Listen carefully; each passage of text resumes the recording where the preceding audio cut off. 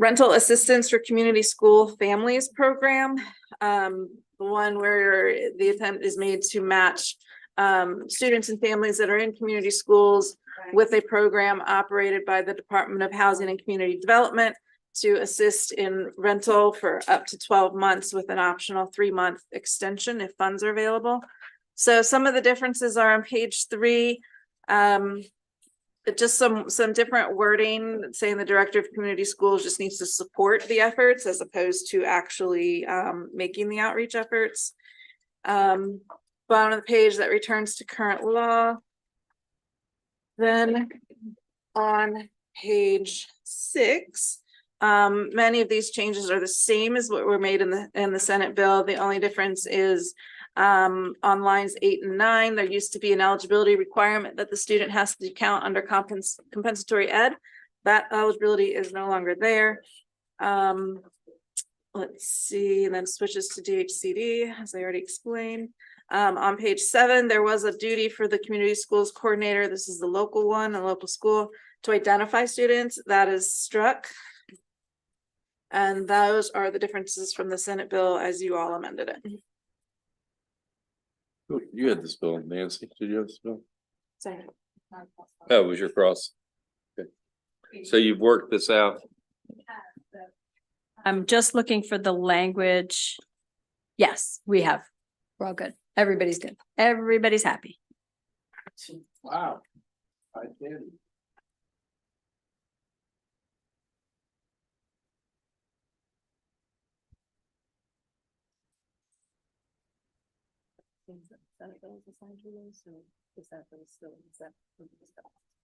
But it was cross-filed, but we just did that.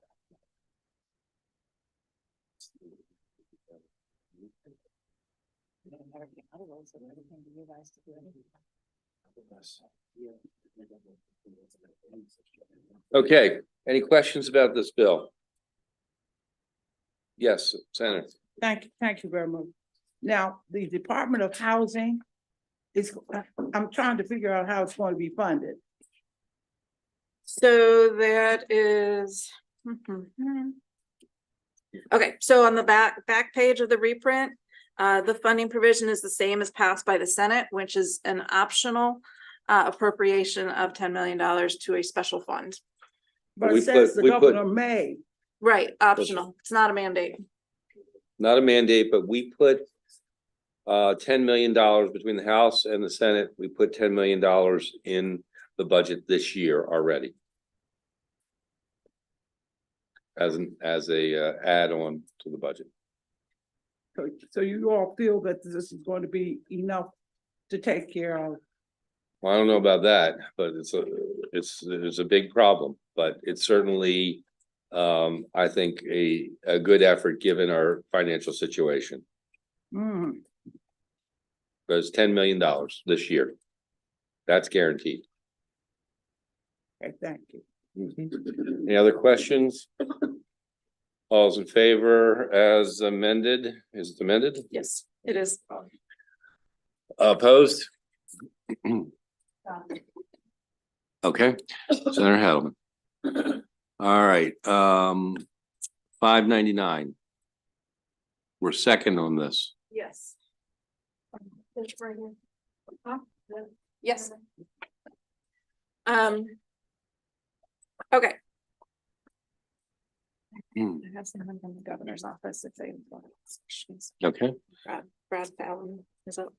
Okay, so we have this, somebody from the governor's office if we have questions. yep. At least he was on his way a couple of minutes ago. Right there. Oh, okay. I've never met him before. Okay, so this is out of EEE. I know you guys are going to ask for the vote. It was 8-2 with 1 excused absence downstairs. What it does is it establishes a Maryland Community Investment Corporation as a separate instrumentality of the state, the purpose of which is to apply for various federal tax credits that were created, the new market tax credits, and then those tax credits, the entity would then sell those tax credits, which would then provide capital, which then the entity would be able to use for purposes of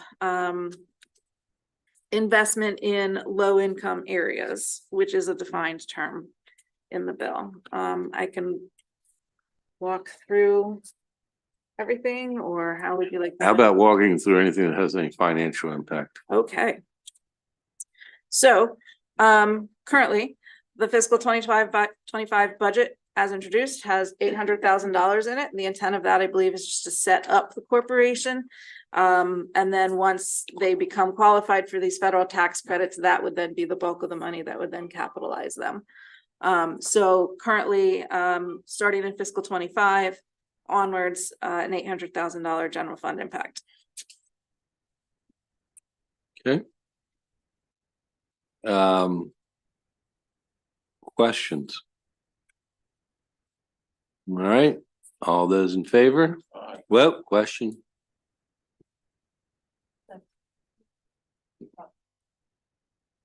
Mr. Chairman, I really haven't had a chance to go through this bill, and I know this is a governor's bill, Yes, we're saying. And I know there have been some amendments added to it. I just like to have a little time to look at it, if you don't mind. okay, I'm not asking for a lot. Let me just. okay. It's fine. We'll hold it until the next voting session.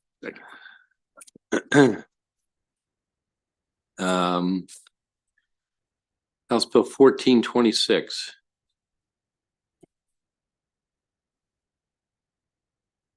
Yeah, it is. You got the next one after that too. He is primary on this too. Yep. I have a reprint. Think I did. Okay, so this is a bill.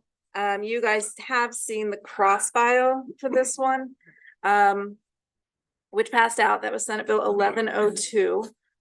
For this current posture of this bill, as it came out of EEE, the vote was 9-2. Some amendments should be made to it for technical reasons. So I'll go over that. So it's largely identical to what you all passed before. There were some provisions added for the career ladder, basically altering the approval body for classroom teaching time, that goal that was established. Let's see, some cross references were corrected.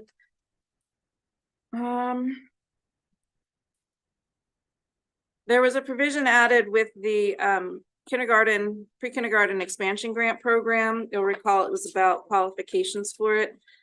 They made some adjustments to that. It extends the pre-kindergarten expansion grant through 2029.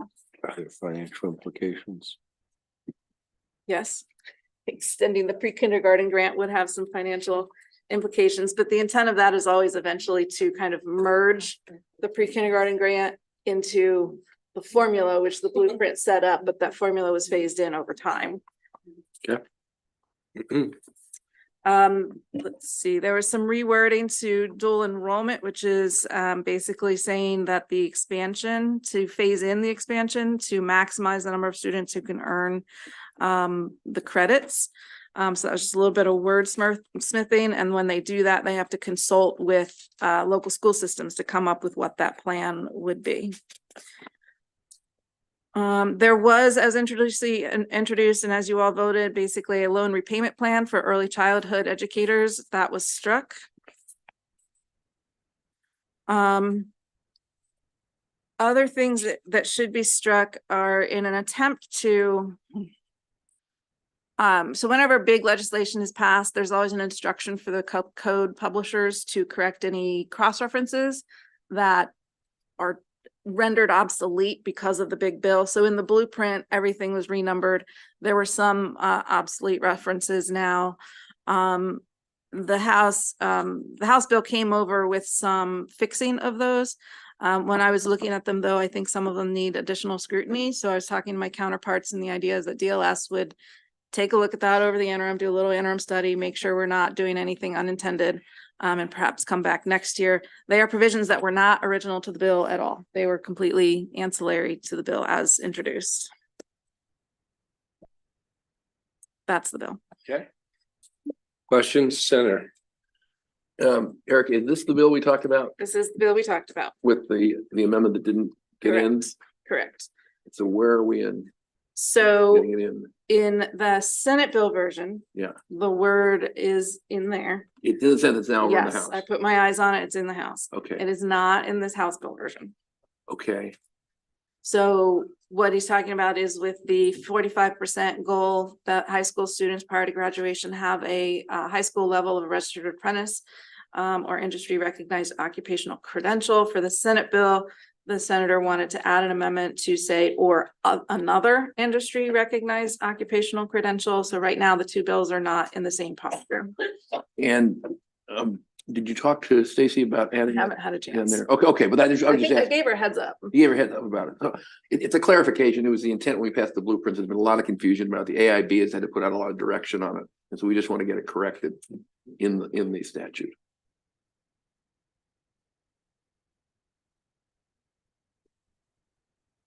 So should I make a motion to add it here? Is that the way to do it or?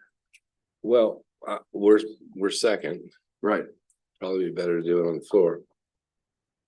Okay, or have they acted in AAA? The primary, that's why we have it. They have acted. I'm sorry. Yeah. I apologize. I misunderstood. Yes. Okay, all right. Then I'll offer it on the floor. Well, because they actually need to revote it because all this cross-reference stuff Oh, is they being do? taken out, yeah. There were some, yeah. A very quick conceptual vote, I mean, because it's non-substantive to the bill. Versus this might be a little more substantive. Well, either way, I mean, if they can do it downstairs, I can talk to them, or if not, I can offer it on the floor. Why don't you talk to them? See if I we will. can get them to do it. That's what, that's fun to do. Absolutely. Yeah, good. Okay, very good. Thank you. Okay, so all is in favor? Aye, opposed? So, yeah, this is the right one. Okay, 1441, Senator. I'm, just to let you know, if you'd like to go back to that bill, I'm more than happy because I did my investigation. Thank you, sir. Very good. All right, well, let's, why don't we go back to that? What bill was this? We are back on the governor's bill 599. Which again, we're on second. All those in favor? Opposed? Okay. Very good. Thank you, Senator. Now we will move on to 1441. I've literally just heard from my counterpart that there's another little amendment that the House is. asking Okay, us then we to do. won't be doing that. I just need a minute to look at my email and I think we can do it, but. All right. Oh, okay. If you guys check on something. You got others. You want to do, we can do this Allegheny one. We had this before. Property tax credit, Evergreen Heritage Center. Who had that before? Here. We took that to the floor before. Written on the front page is what they're. Allegheny is probably you. It's probably, According to co-counsel, this is identical to Senate Bill 502, passed unanimously in the Senate. House Bill 636, Allegheny County Property Tax Evergreen Heritage. allegation bill. All right, all's in favor? Opposed? Sarah Quarterman. Okay. That's another one that we have a House bill or Senate bill on. 983.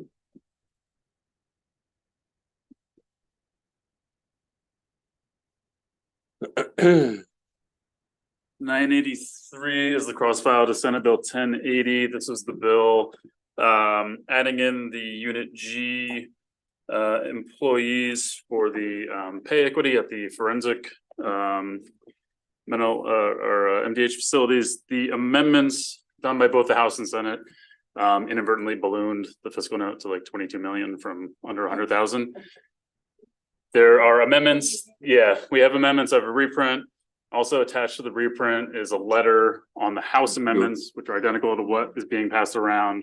They clarify that under these amendments, it brings the fiscal note back down to the original amount, which is under 100,000, only affecting 9 employees. The amendments inadvertently ballooned it to about 1,600 employees. So what's being passed out unwinds that. It goes back to the original cost. Good, Senator McCray. Everybody understand? It's another great McCray Gazzoni bill.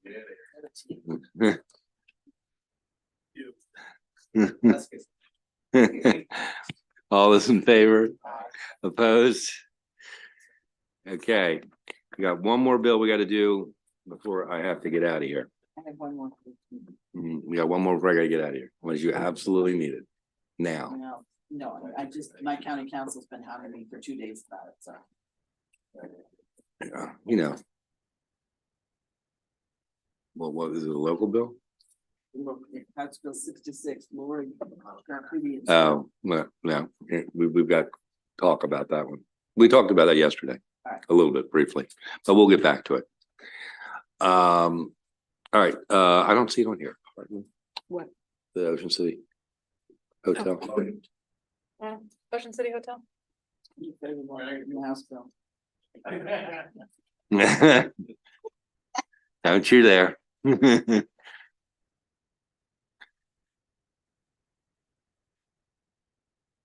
Senator Benson, you need to block him from leaving.